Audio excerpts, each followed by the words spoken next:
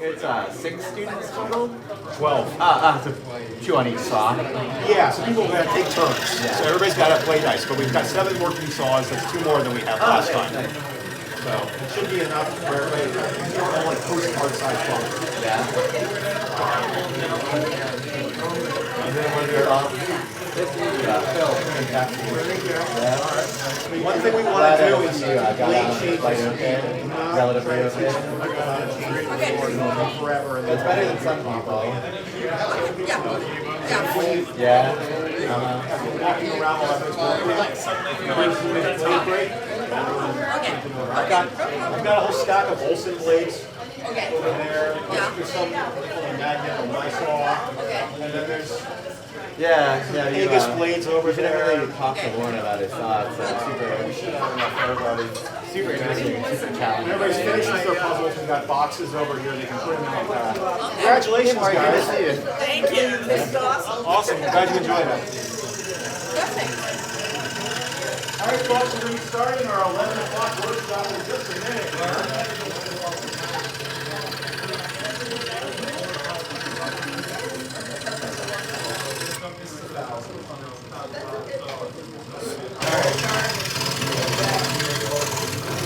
Isabelle, can you give us a moment?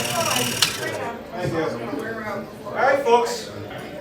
Welcome to the second workshop of our day here at the Puzzle Parley. We're so excited to have you here. My name is Chris Yates. I make jigsaw puzzles, as you might assume. And I've been doing it for a little bit now, over 20 years. And I'm really excited to share what little I know about this amazing art form with you guys here. Our main goal is to basically explain, how to use a scroll saw, how to use it safely, and best practices to basically make your own small postcard-sized puzzle today that you'll be able to take home with you in a box right here. It's very exciting. I know. In just 2 hours, you'll be able to do all that. Has anybody in our student group ever cut a puzzle before? Well, in your class last time. Okay. Awesome. All right. Before I go too much farther, I should probably do attendance real quick. I think we had 2 people missing because of airline problems. We may have Matt, Carolyn, and Kathy. Kathy Mack? Okay. We do have everybody. Dave, could you just make a note to Jess the registration counter that we have all 12 students here? To tell who? Jess at the registration desk. She's got some- I'll do that, Dave. Sam doesn't know. Okay. Welcome, everybody. So, a couple things. I generally wear a mask when I am working at home, because I'm sitting in front of this thing all the time. It's optional. If you want to wear a mask, you can. You don't, no problem. Our exposure to the sawdust is going to be very minimal. I'm not wearing one because I need to talk to you guys. So, and also, if you're very sensitive of hearing, we do have some earplugs, a pair of earmuffs. You can use glasses if you really think you need them. It's very unlikely that you're ever going to have a puzzle piece or any sort of thing fly into your eyeballs. If you're working on a table saw, definitely wear your safety glasses. But scroll saw, main thing you got to worry about is your back and your wrist. So this is a scroll saw. Basically, it's similar to a sewing machine, except it is going to be cutting things apart rather than stitching things together. Cool, thanks, Mark. 5 of our saws are these DeWalt 788s. These are a pretty popular brand. You can buy them at places like Lowe's and Home Depot. They cost around $500 or so. There are some other saws we have. This is a Pegasus saw, which is a relatively new, they made blades for a while. It's a relatively new saw. Then we also have a jet saw back there. Most of them are fairly similar in operation. You probably won't notice any difference between them unless you've really been cutting puzzles for a while. But I'm going to show you the basic operation of how these things work. So on the top, you've got an on-off switch. It's pretty intuitive. There's a little depression for where it goes on. And then it basically just goes up and down. We've got a speed control over here. I generally, it goes from 1 to 8 on these guys. I usually like it around the middle. If you cut too slowly, it's going to look awkward. If If you cut too fast, it's going to be, I mean, some people like to cut fast, so it can be a little intimidating when you're starting out because it's more likely you're going to have up and down. I'm going to show you that. So, this is our blade. It's 1/100 of an inch thick. You can see there's a spec blade you guys can pass around. They're basically like wires with tiny little teeth. So there's 28 teeth per inch on these blades. So that allows you to be able to cut, but also have a very narrow kerf. You guys know what kerf is? Yeah, it's the space that's left behind when you're cutting two pieces of wood or anything else apart. And that narrow kerf not only lets you make tight cuts, but it allows you to have nice tight-fitting jigsaw puzzle pieces. Because if you had a really thick blade, you know, it'd be really nice and powerful, but you wouldn't be able to cut intricate curves, and your puzzle wouldn't fit together very tightly, would it? So, you guys can gather around as much as you can over here. And I'm just going to show you a couple basic things here. By the way, this is an air blower. It doesn't shoot lasers or anything like that. It's just a little bellows in here. And the reciprocating motion of the saw pushes air through here. Why is that important? Because otherwise you're going to have sawdust obstructing your view as you're cutting. So basically, I'm going to show you how to cut a straight line curve. The most simple thing you do. It doesn't really have to be a perfect straight line.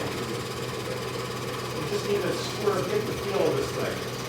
So, two things to think about here. I've got my hands on either side of the cut. I am having a downward pressure, so I'm pushing this piece of wood down on the table. I'm also having a forward pressure. I don't want to be doing this. That's going to give you a messy cut. So I'm gently pushing this forward as my hands are also gently pushing it down.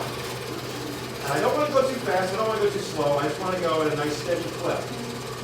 Because going too slow is going to give you an awkward cut. Going too fast will probably break your blade.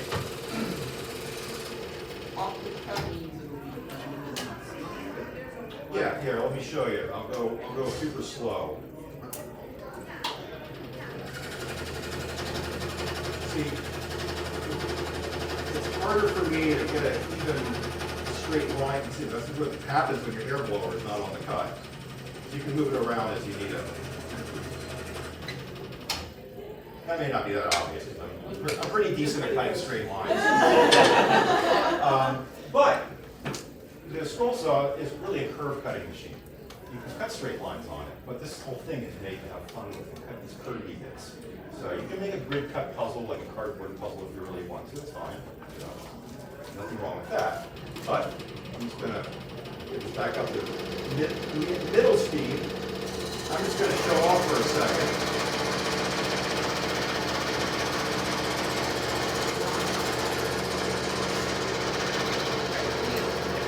So, you can see I'm doing the same thing. I'm moving at a steady rate. I'm having the forward pressure. I'm having the downward pressure, but I'm also turning it.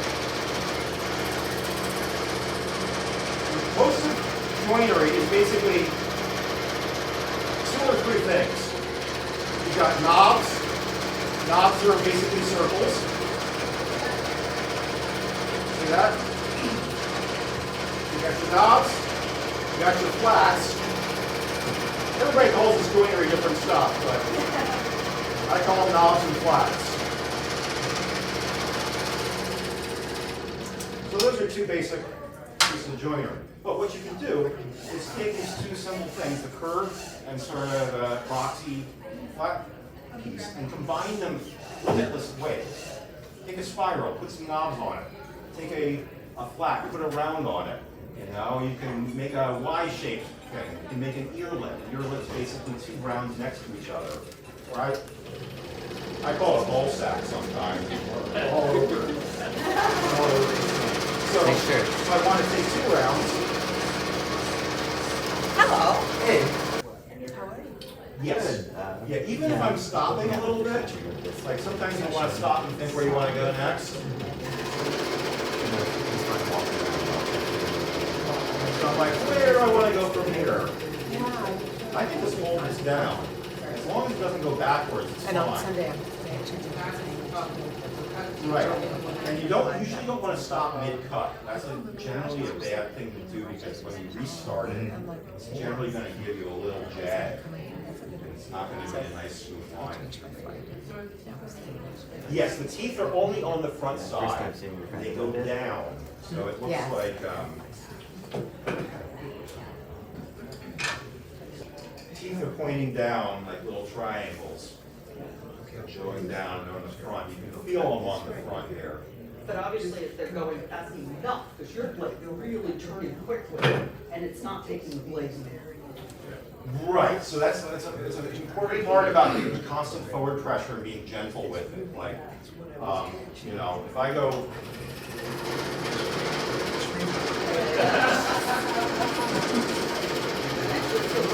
The blade is eventually going to break if you do that. It's also going to look sloppy because you're not going to have as much control if you go fast and crazy. So, slow and steady like the turtle is the name of the game. So exactly right into the part like this. Yes. I have a puzzle where some of these were cut such a way that Bevel. they were doubled, it wasn't good, because I'm trying to put it in. Yeah, we actually have a square somewhere. Melinda, can you grab that square that's sitting next to Conrad's law? By the way, I have some lovely assistant instructors here too. I don't believe I've introduced. Melinda Shebell's here. Shebell, sorry. We also have Philip Morganelli. Isabelle, and I'm going to mangle your last name. Rouillard. Okay. Rouillard. And they're all wonderful. They're going to be all assisting you guys once we get to the cutting process, which is going to be real soon. Don't worry, I'm not going to talk this whole time. Anyway, so to answer your question, Karen, yes, you really want to make sure, I've already done this for these saws, don't worry, that your table is square to your blade. So this is what we call a square. And this, for being on folding tables, it's actually level too. That's pretty amazing. Yeah, I don't recommend, if you're setting up your own shop, don't put your saw on folding tables unless you really have to. Like, there's stands you can get, like these guys here. I built my own wooden table at exactly the right height for my height that I keep my saws on. So that'll give you less vibration. And save your back. Yeah. Person cut this in the vertical. Yeah, so if you have just tables, like these tables can bevel for various other applications. But in making jigsaw puzzles, there's not a whole bunch of reasons you should ever tilt the table unless you really want to mess with your customers. Like Chris, tilting the table doesn't matter, it's tilting the saw. It's tilting that table, the metal. Yeah, well, yeah, I'm saying, yeah, the work surface. Right. Yeah, not the table itself. Right. Yeah, sorry, I call it the table sometimes. Yeah, the work surface is what you want to make sure it's square to the blade. The table doesn't matter as much. And I mean, it is adjustable.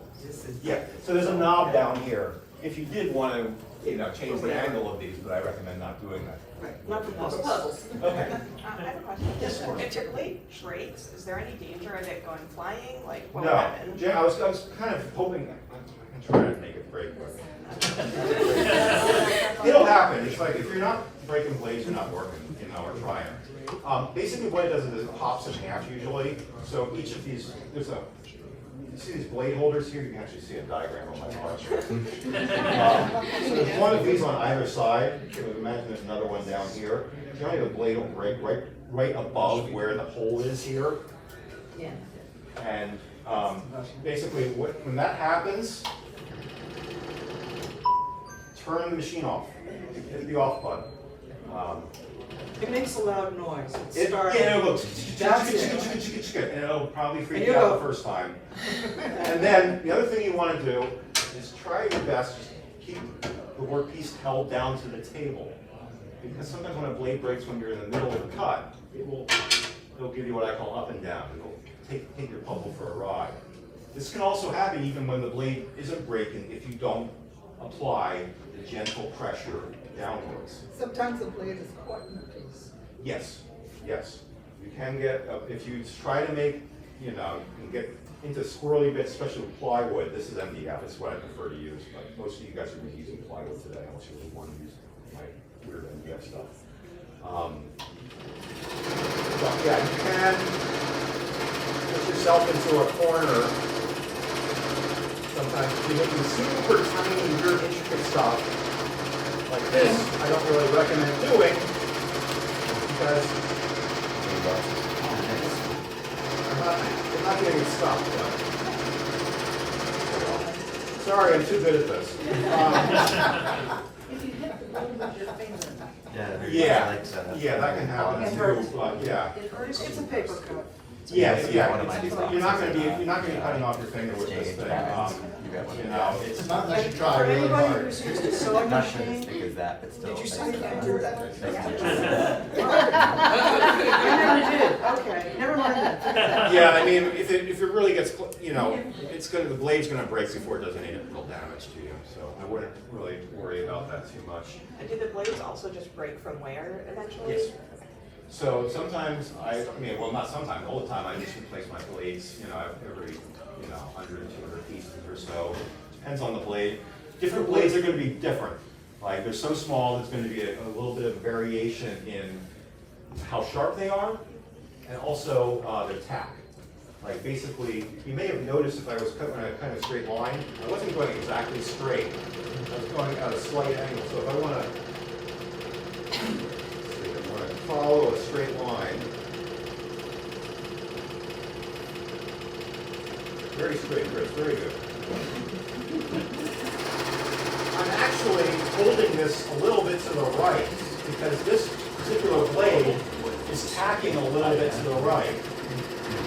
So, when you're starting out, you don't have to really worry about this too much, but that's just something to think about. Anyway, enough of watching me do this.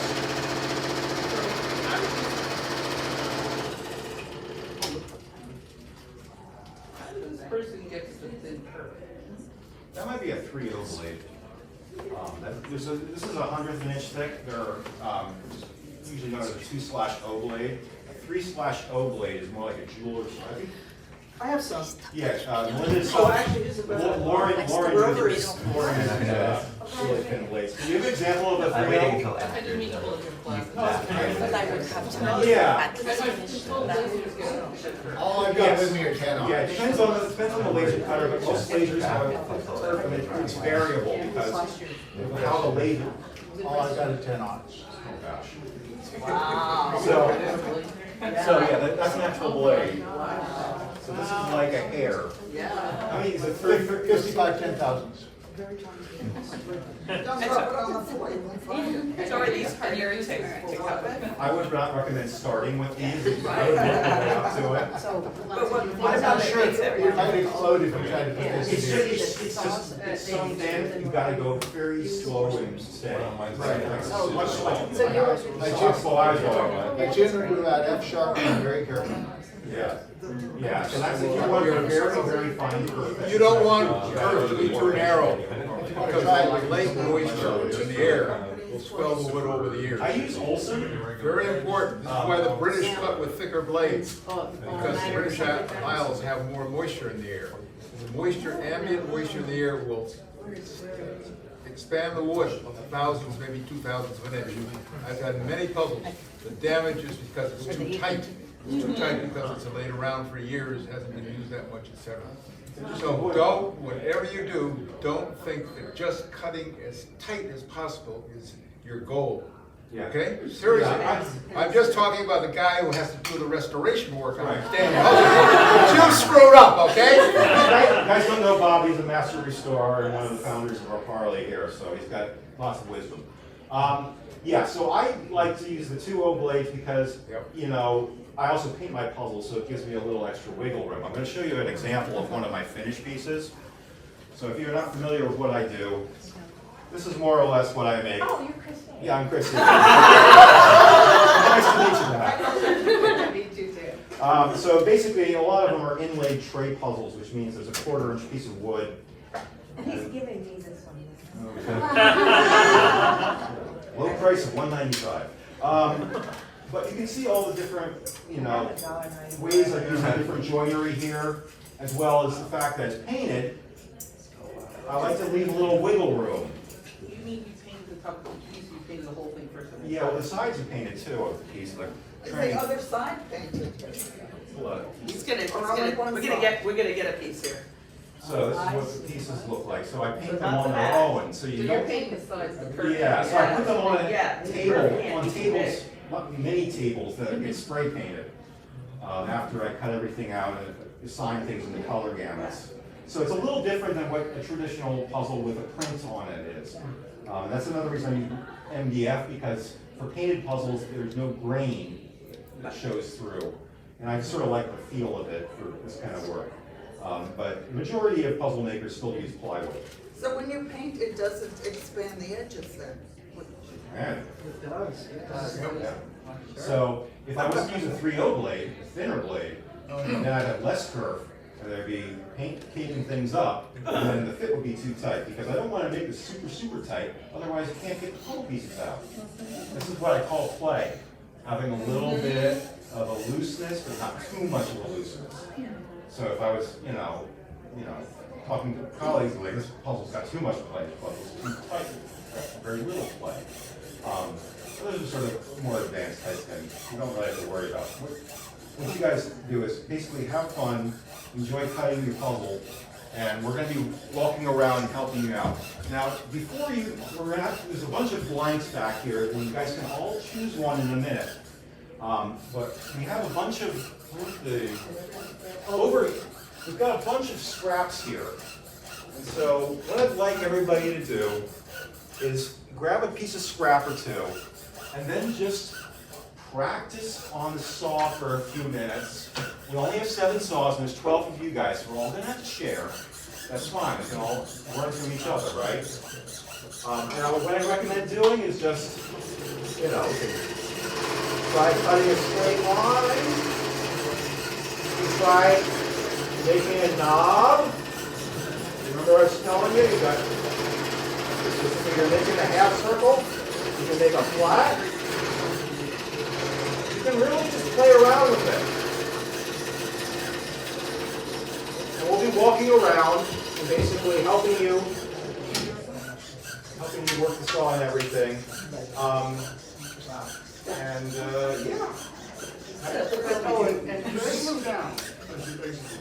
Correct. Yes, that's a good point. Don't worry about it too much.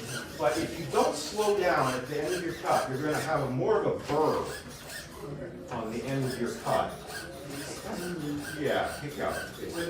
But if you go slower, it's going to be minimal. And I actually use I think my files. Somebody's using my files around here somewhere. I have a jeweler's file that I use to clean up any excessive burrs. Another reason you slow down at the end of the cut is the thing will make a pinging noise, and that means you're stressing the blade out. So if I don't slow down, I don't want to hear that noise. If I hear too much pinging, I'm going to go over and slow down on your exit, because that's A, going to make the blade a little stressed out, so it's more likely to break when you do a curve, and B, it's going to give you, a nasty burr at the end of the Couldn't you cut. just put another piece of wood up against the edge? The people who are You taking could. The way you blanks, do that. when you start that, they should be drawing a line and trying to follow it. First time, just cut, but then have them draw. Yeah, if you want to use pencils and draw out your lines, I leave it. It's a great exercise to just, Do we have pencils somewhere? we did. Conrad had some. We did. In fact, I think I might have lost some a in my pen video. here. I have a couple over here. I have one. I have one. So anyway, feel free to grab a couple pieces of scrap, pick a saw, and we're going to be walking around and helping you out.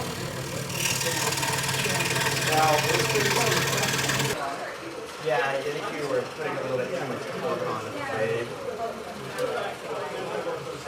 Yeah, I think the lower thumb screw is a little orange, but it's actually not breaking, it's just popping out of the bottom.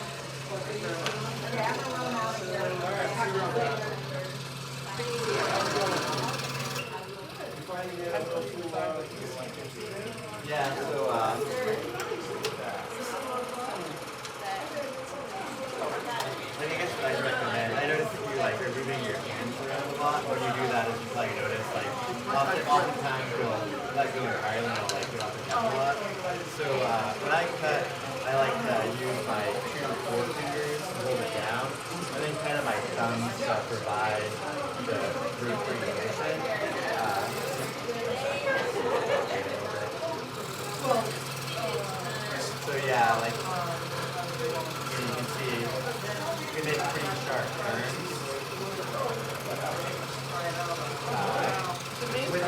Without ever like having to, because if you let go, it's gonna do that and like scare you, cause you to push to the side. And yeah, like like Chris said, if you want a straight line, if you just push straight back, it's gonna like tilt off to the side a little bit. But you don't want to be like pushing the blade sideways because that's gonna stress it out and break it. So if you go off, yeah, when you want an angle, you don't like angle the blade, you angle the piece of work. Right? So yeah, for your next cut, I want you to maybe try this grip technique. Just 2 forefingers to hold it down and then thumbs to provide the rotation. Hey Bob, Phil Morganelli. Nice to meet you. Oh, that's fine. Yeah, I loved reading your blog as I was learning how to cut last year. Very educational. We're getting better. Yeah, I'm gonna try to screw you up because I was feeling like I was having to push quite hard on that.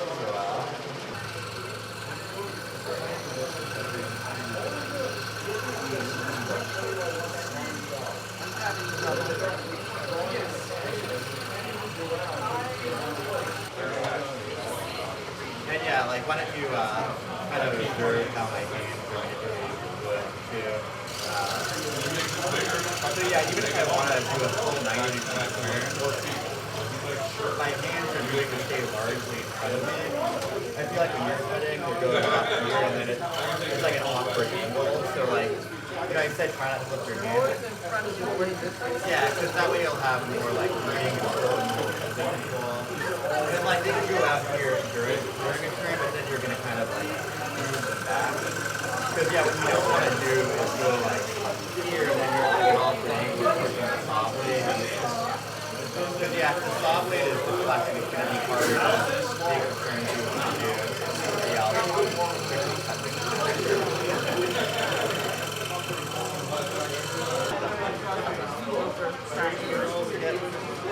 yeah, we'll do a series.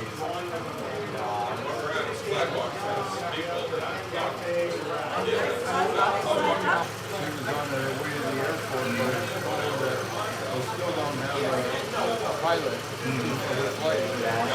Yeah, do you know if they've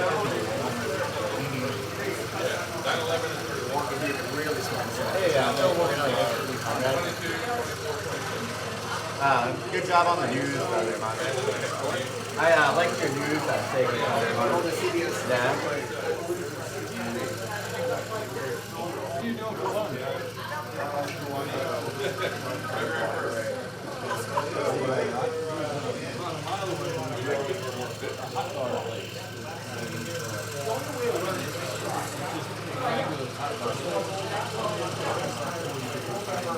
What's it called? Dogtown. Oh yeah, I was planning on going there.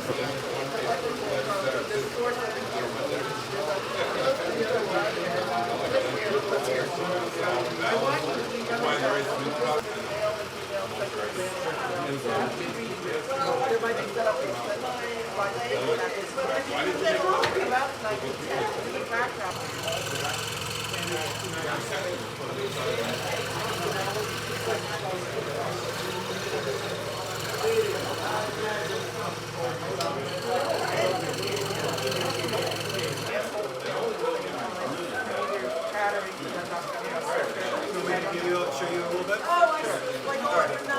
So I'm laser focused on where the blade meets the wood. I'm not concerned about where my hands are doing. At first when you're doing this, yes, you're going to think about everything that you're doing. But I find it easiest just to really be zen and focus on that part. My hands are kind of automatically going to move around as well as consistently applying the downward pressure and forward pressure. There's only keep going one.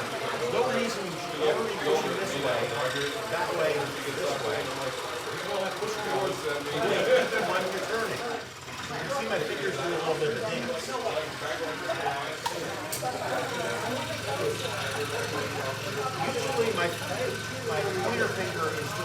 really doing most of the pressure work. I'm holding it down. Use my thumbs. Thumbs are providing the forward pressure. But that changes sometimes when I'm moving around. And my middle fingers also helping with the steering. I'm not worried about that. I just do that like that. I'm trying to draw a line. And this can be all counterintuitive. You're all used to holding a pen in your hand and drawing on paper. The pen moves around, paper stays in one place, right? This is the opposite. The pen is staying in one place, and you're moving the paper around. So if you haven't done this a lot, it's going to be a little. Again, I just like to think about where this is right now and say, I'm just going to draw this line. And go as slow as you want. It helps.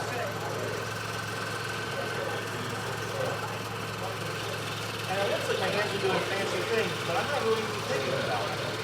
Because all I know is I want to keep that forward pressure, the downward pressure, focus in on this line.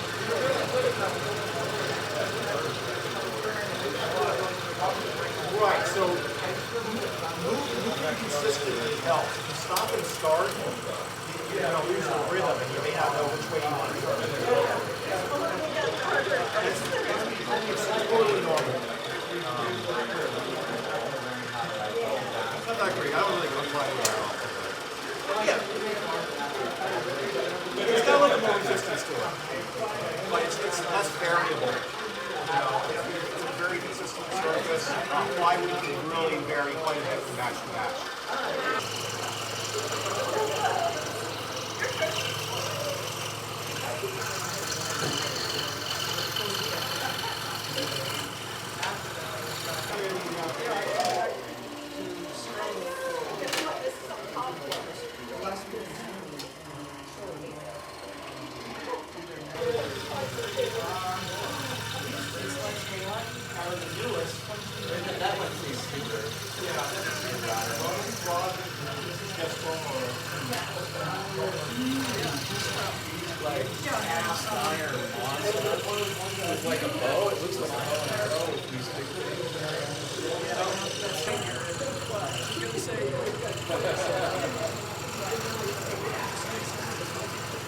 Stan, how you doing? Good, how you doing? Well.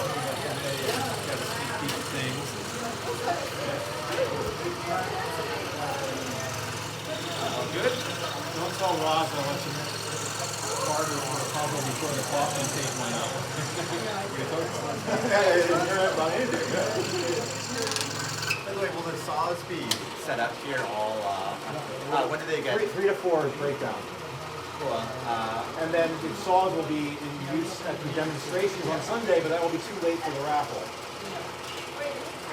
Yeah, so when The students come first, and if we have time and the free saw, then go ahead and cut the shades. yeah, I mean, I should be able to cut time within like 20 minutes, 15 Yeah, minutes. we get done at 3 o'clock, and we still haven't finished it, and we just keep the saws up for another 20, 30 minutes. We can all do our little bit. I got to chunk this way. I got out though, I'm in Montana now.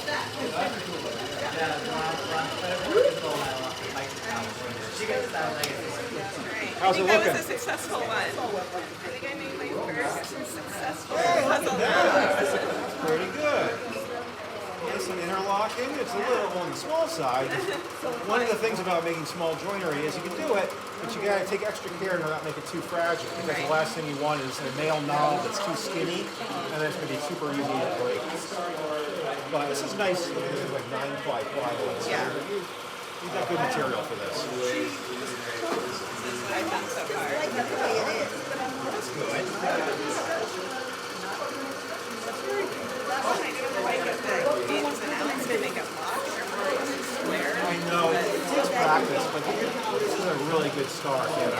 That's just being able to go curve one way, curve the other way. As I was saying before, it's kind of counterintuitive because instead of like moving the pen around on the paper, the pen's staying in one place and you're moving the paper around. Yeah. So when you first do it, it's a little weird, but I keep telling everybody, just focus on where the blade meets the wood and draw that line. Yeah, no, I'm better about knowing which way to turn now, so I don't turn the opposite way that I meant to go. Everybody does that at first. It's not just you. It's a bit of a learning curve.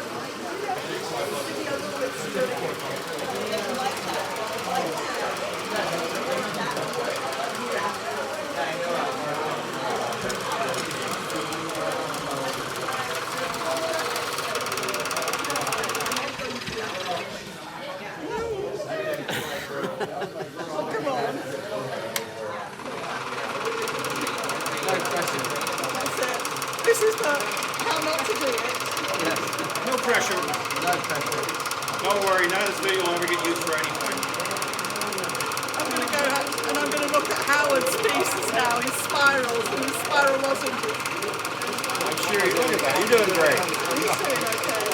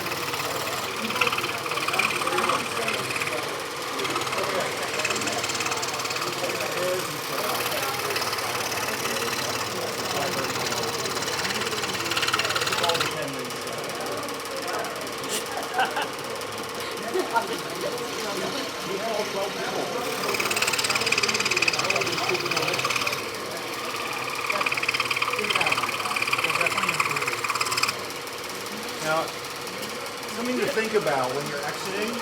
I try to exit more or less perpendicular to whatever edge I'm coming out, because you saw when you were sort of coming out on the, almost like you're going almost parallel to the edge, and that makes this really skinny bit. This little triangle is going to break. So if we're making jigsaw puzzles, we're going to, you want to exit more or less like having this perpendicular to the blade. And it's going to be a stronger piece. That's another thing to think about with jigsaw puzzles is you're not just making something that looks pretty, you also want something that's going to be fairly durable and have a nice feel in your hands. Right, that makes sense. Thank you. Oh, no problem. You're doing great though. Doing the best I can. Yeah, and when you guys are done, we've got all these boxes and that little blue box over. You got them over there? Okay, great. How's yours going? So He's killing it. Look at this! this I is know. my pride. This is my pride. So I got these dropout pieces so that Wouldn't a pride be a lion, not a giraffe? that's awesome, man. No, that's the only time I'm gonna do that. This cover. What would you recommend if you have a long skinny piece? Just going a little bit at a loss.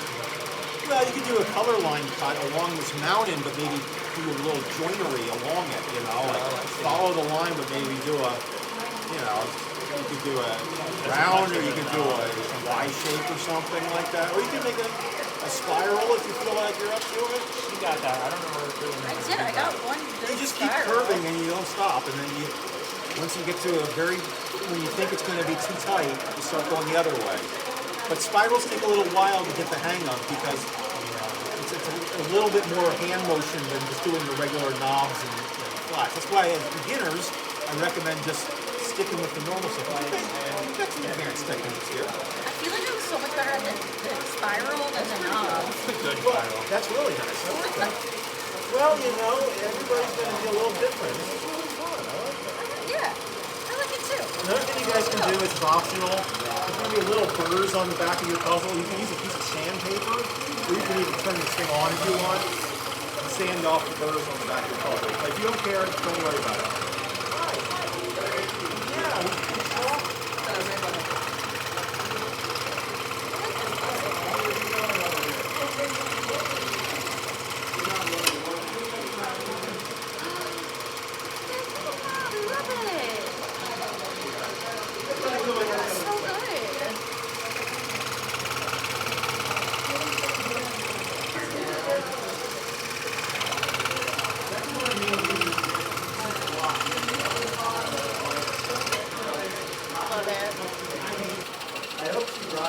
Would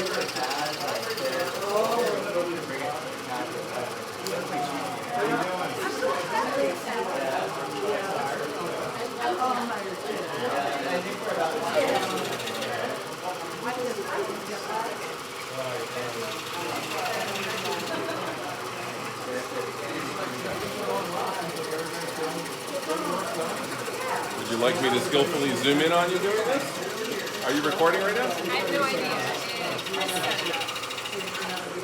Chris, want me to zoom in on him a little bit, or do you want to? No, it's fine. All right. I'm gonna probably use like 10 minutes, 6 hours.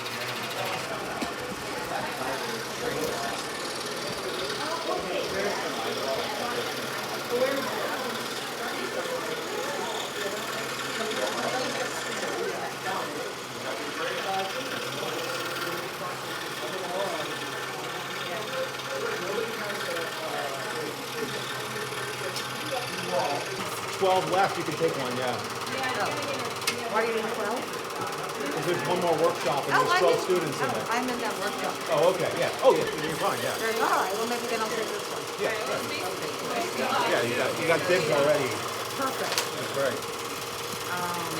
Yeah, we tried to bring more than there are students, so everybody has a choice. You know. Yeah, that makes sense. So I said, so I was talking to a woman super interested in and he's like, you probably can't come like in 2 years because kids have. So, let's see.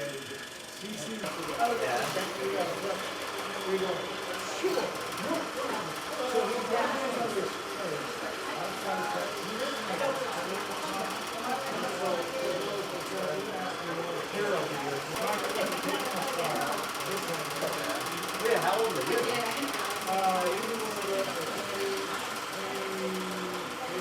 So yeah, quite old. Oh, to make a Mega multi-star. You want this video? You just want a video? I'll just leave it on there. Okay. I didn't videotape any. I didn't video any of the Scrollsaw. I did like 3 minutes last time, and I was like, you know, this time I'm just going to film the whole damn thing, and I can edit it down to 10 minutes or something. Yeah.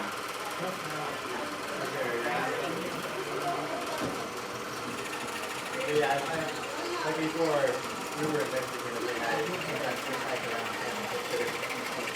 we never, and even that was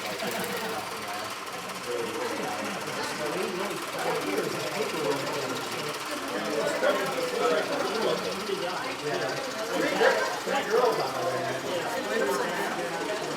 That's not my style, but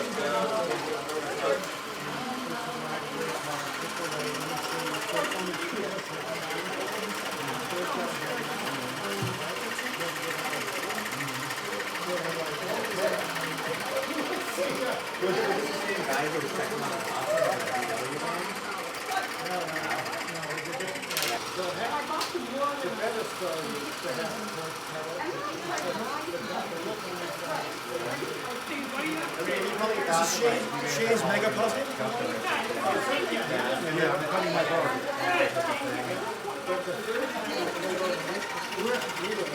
You're just not used to cutting things with pictures on them. Work on my,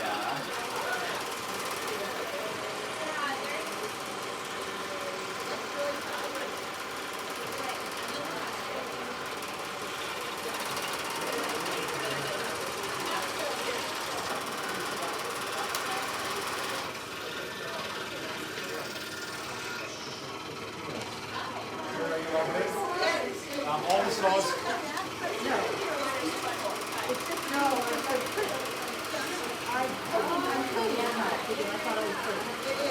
you know how to change blades on Ninja? Okay. Fairly simple. It's similar.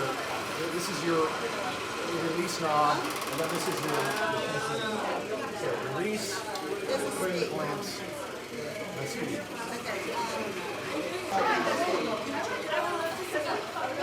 It's right there. Nobody but Conrad and Lauren told them.